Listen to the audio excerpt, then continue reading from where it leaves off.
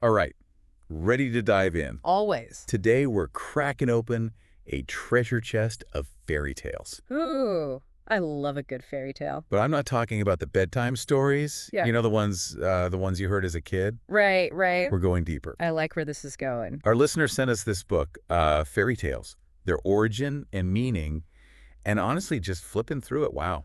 It's amazing how much depth there is to these stories, isn't it? It really is. Like, did you know so many of these tales, they have roots going back centuries Oh, absolutely. to ancient myths and beliefs. It's fascinating how these stories have been passed down and transformed over time. Yeah, so we're going to try to untangle those threads, Sounds like a journey I'm ready for. uncover those surprising origins. The hidden meanings. Yeah, those hidden meanings within these familiar stories. Get ready for some serious aha moments. So first, let's just picture that classic fairy tale setting, you know? Yes. That world of fairyland. Perpetual sunshine, no deadlines, magic solves everything. Sounds pretty idyllic. Right. But our source, it highlights how that lack of time, it's not just for whimsy. Oh, there's definitely more to it than that. It reflects this cyclical nature of life that ancient people observed. Makes The sense. sun rising and setting, Seasons change. life and death, it all just keeps turning. This never-ending cycle. In a never-ending cycle, exactly. And those cycles, they're key to understanding how many of these tales came to be. Okay, so our source really dives into the origins of a lot of these European and Asian fairy tales. It traces them back to the Aryan people. Okay, so who were they? Well, not a single nation, Oh, okay. but a group, their descendants spread across cultures, from India to Europe. Wow, that's a huge area. It is. And what united them, it was a deep connection to nature. So much so that they started to, they personified those natural forces in their stories. Exactly. Instead of just seeing lightning, they imagined it as a fiery serpent weaving through the clouds. Oh, well. Or thunder.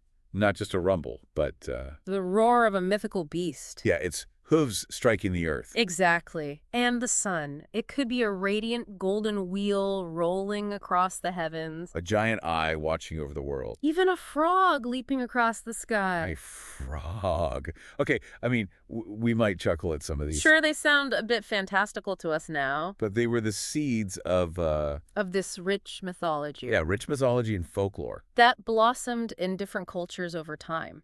It's mind-blowing to think about. It is. That these simple stories that we tell children today are actually like distant echoes. Distant echoes of those early attempts to explain the world. Yeah, but here's where it gets really cool. You might think fairy tales from different cultures are totally unique. Right. But as our source points out, There are these surprising similarities. yeah, they hint at their shared origin in those ancient Aryan myths. It's like finding pieces of a puzzle scattered across continents. They might look different at first glance, but fit them together and you see the bigger picture. A perfect example, Cinderella. Ah, a classic. We all know the basic plot, but our source highlights versions in Hindu and Greek mythology. Now, instead of just listing the similarities, what do they reveal? Right, right. So we have the three sisters, The lost valuable item. and ultimately, the triumphant reunion. So these aren't just random plot devices. No, they point to a shared narrative DNA. A story that resonated so deeply that it was carried across cultures and adapted over generations. And get this, they all link back to the myth of the sun and the dawn. It's the Son of the Dawn. Okay, break that down for me. Think about it. Cinderella represents the dawn. Okay. Her stepfamily, they're the night. Okay. And the prince, he's the sun. Always searching for her. Exactly. And this connection, it goes deeper than just assigning roles. Oh, okay. It reveals how ancient people viewed the world. Okay, so The dawn, or Cinderella, constantly pursued by darkness. held back by those forces that want to keep the world in shadow. But each day, the sun, or the prince, finds her, bringing light and warmth back to the world. It's a metaphor A powerful one. for the eternal struggle between light and darkness. And the cyclical nature of time. Wow.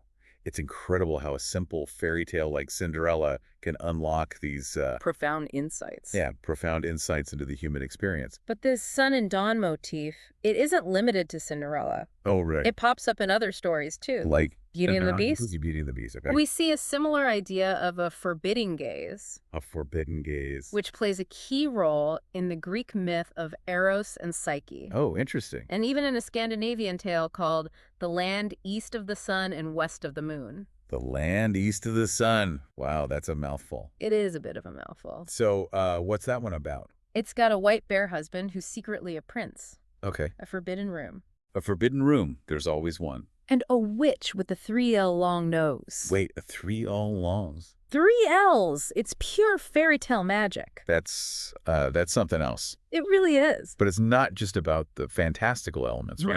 No, not at all. This woman, she can't resist peeking at her husband. And that act of looking, breaking the rule, has consequences. Huge consequences. It mirrors Psyche's forbidden peek at Eros. And the separation that follows. It's the classic motif of the forbidden gaze. So what does it represent? It represents that human desire for knowledge. Even if it comes at a cost. Exactly. And in the context of the sun and dawn myth, it speaks to that fleeting moment when day turns to night.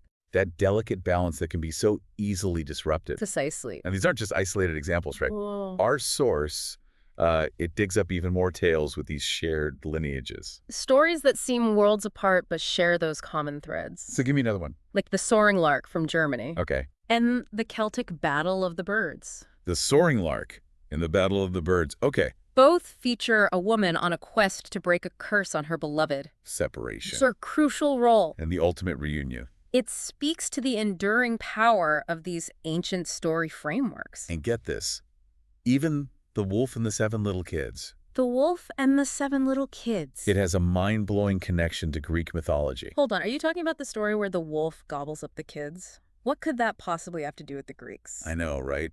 But stay with me. Okay. The wolf symbolizes the night. Okay, I'm listening. The kids are the days of the week. All right. And the youngest kid hiding in the clock case survives, Representing the last day of the week, So, another version of that cyclical nature of time. but with a darker twist. Instead of a loving reunion like the sun and dawn, we have this idea of devouring time. Yeah, the relentless march of days being swallowed up by the night. And it directly parallels the Greek myth of Kronos devouring his children. Pretty heavy stuff for a kid's story. It is. Makes you realize these tales aren't just whimsical entertainment. They're grappling with those existential questions about time, life, and the forces that govern our world. Absolutely. And as we move from the sunny lands of the east to the colder, more rugged regions of the north, we'll see how those themes continue to play out in Scandinavian and Teutonic folklore. Get ready for elves, pixies, trolls, and giants. I have a feeling those creatures are going to reveal even more about those ancient beliefs and anxieties. Oh, they most certainly will. It's fascinating, as we move north to this colder, harsher climate, Right? the creatures we encounter, they share some intriguing similarities with their southern counterparts. Interesting. It really underscores that idea that these stories, these attempts to explain the world, they traveled with the Aryan people as they migrated across continents. So even though the landscape changes, Right. those core anxiety Exactly. and ways of understanding the world, they stick around. They do. Just with a slightly different coat of paint. It's like, how different cultures have different versions of a creation myth, Right. but those underlying themes, they remain the same. Okay, so let's start with... Let's start with the elves. Okay, elves. Now, in Scandinavian folklore, we have both light and dark elves. Oh. Mirroring that duality of good and bad spirits we see in other mythologies. So it's not just the landscape that's got a darker side up north. Right. The fairy tale creatures do too. Exactly. Our source says these light elves, they were all about, music, living in nature. Bringing to mind those whimsical images of fairies dancing in windlit glades. And then you have those dark elves. Dwelling underground. Yeah. Often associated with metalworking and hoarding treasure. It makes you wonder if they represent those, What were you thinking? those hidden forces of nature. Oh, I like that. The things that work beneath the surface, like the roots of trees. Yes. Or the veins of ore in the earth. That's a really insightful observation. Thanks. They embody that sense of mystery and the unknown. Right. Those aspects of nature that can be both beautiful and dangerous. All right, so how do these Scandinavian elves compare to the pixies we find in England? Specifically in Devonshire. Yeah, in Devonshire, they always seem a bit more mischievous. Yeah, mischievous to me. Well, think of pixies as the more playful, even trickster-like cousins Oh, okay. of the light elves. Cousins. Got it. They're also connected to nature, but they have this this unique characteristic, You just an obsession with cleanliness. wait.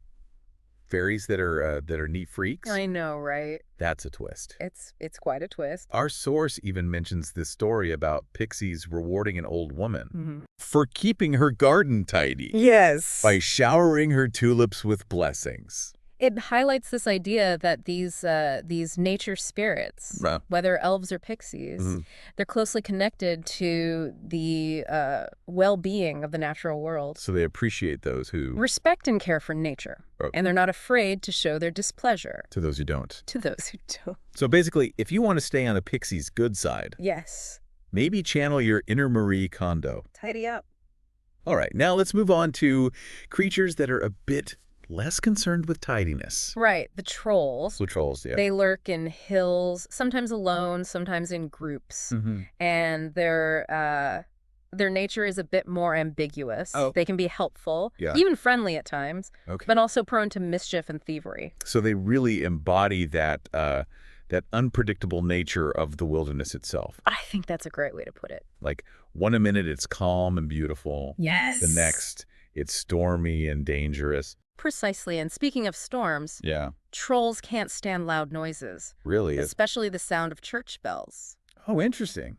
Our source suggests this might be linked to the Norse god Thor Okay. and his thunderous hammer. So like a clash between... Yes, the old pagan beliefs and the arrival of Christianity. It's like those old ways of understanding the world were Challenged. challenged by these new ideas and beliefs. The church bells representing that encroaching modernity Right. were seen as a threat. To those ancient creatures of folklore. Exactly. And there are even stories about trolls being tricked Oh, really? or driven away by the sound of bells. So it's almost as if they What are you thinking? they represent the resistance to change, Oh, that's good. that fear of the unknown that comes with new ways of thinking. Absolutely. Okay, from mischievous pixies to noise-hating trolls, we've covered a lot of ground. We have. But what about giants? Ah, yes, the giant Are they just,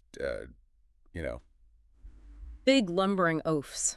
big lumbering oafs? Well, northern folklore often depicts them as possessing this incredible strength, Okay. but lacking in intelligence. So all brawn, no brains. Pretty much, they're often the subject of humorous tales What kind of tales? that highlight their lack of foresight Right? and their tendency to, blunder their way through situations. I feel like I know a few people like that. Don't we all? Our source gives us this perfect example. Oh, tell me. This giant Balderich. Older. He tried to build a causeway Because using a leaky apron Oh, no. and ended up creating a chain of hills. A chain of hills with a leaky apron. Talk about a grand plan gone hilariously wrong. It's a classic giant blunder. It really illustrates that, while giants might possess that raw power, they often lack the cunning. And wisdom. Yeah, the cunning and wisdom to achieve their goals, It's a reminder that brains can often triumph over brawn, even in the realm of fairy tales. even in fairy tales. We can't forget about the dwarfs. Ah, the tool. They're like the master craftsmen. Those skilled artisans working away beneath the surface. Our source mentions 3 types: Okay, hit me. white, brown, and black dwarfs, 3 types of dwarfs. each with its own unique personality and expertise. Okay, so start with the white dwarfs. All right, the white dwarfs are associated with nature, Okay. the creation of beautiful objects, Mm-hmm. and a lighthearted, almost playful energy. They bring to mind those delicate silver ornaments Yes. or intricate designs you might find in nature. Beautiful. And then we have the brown dwarfs. A bit more rugged, Yeah. known for their strength and their, Little let's say, borrowing habits. borrowing, Sometimes they even kidnap children. kidnap children. Okay, this took a dark turn. But it's not always malicious. Sometimes they return those children with gifts. Like a sort of fairy tale Robin Hood. Much like the figure of Santa Claus, actually, Yeah, who has roots in German folklore. I never knew that. It's that blend of helpfulness and mischief, that unpredictable nature Right. that makes them so fascinating. And finally, we have the black dwarfs, The master blacksmiths. the ones who forge the magical weapons. And armor. They seem a lot more Who's serious armor than then? the other dwarfs. It's easy to see how they might be connected to figures like Wayland, Wait, the look. famous mythical smith. Okay. They embody that mastery over fire and metal, Right. the ability to create objects of both beauty and power. It's amazing how What's amazing? these different types of dwarfs, despite their variations, Mm-hmm. all share that connection to Craftsmanship.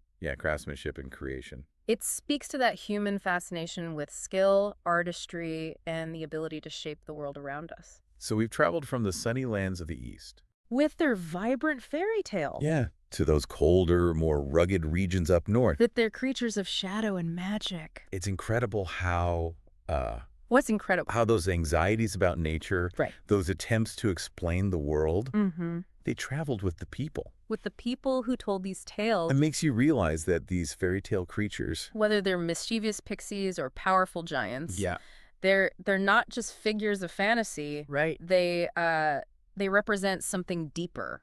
Okay, like what? Those aspects of human nature and Okay. the world around us that we're still trying to understand. They're like mirrors, right? Exactly. Reflecting our hopes and fears. Our anxieties about the natural world and our place within it. And what's really remarkable is that Yes. despite their diversity, Yeah.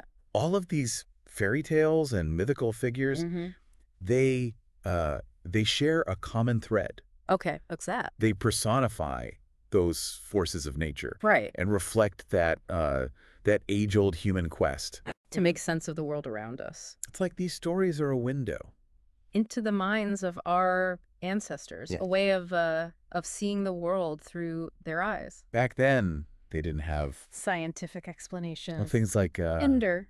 thunder, lightning, the changing seasons So they use stories and myths to try and make sense of it all. to find some order in the chaos. Exactly. And even though Even though we have more scientific understanding now, Right. those stories, they still hold a certain power, they do. they speak to something deep within us. Oh, I know what you mean. That fascination with the unknown, the magical, the extraordinary. A part of us that still yearns for a bit of wonder in the world. I think that's what makes fairy tales so enduring. Yeah, they remind us that even in a world that can feel increasingly rational and predictable, Mm-hmm. there's still room for magic and mystery.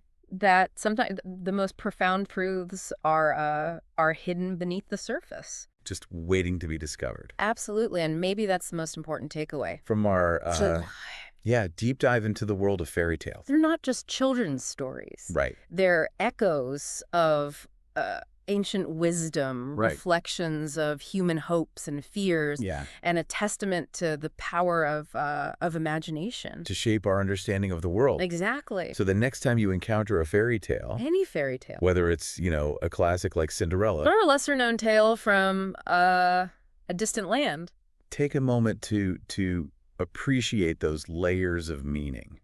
Woven into the narrative. Don't just skim the surface. Look for those connections to nature, Yeah. those echoes of ancient myths, Mhm. those timeless themes that resonate across cultures. And here's a final thought to ponder. All right, I'm listening. As we've seen, Yes. seemingly simple tales can hold profound truths about the human experience. Hey, Cam. So what other hidden meanings might be lurking? In those fairy tales you know and love. Don't be afraid to dig deeper, So question. to explore And to discover. that fascinating world of myth and folklore, That lies just beneath the surface. of these enchanting stories. You might be surprised by what you find.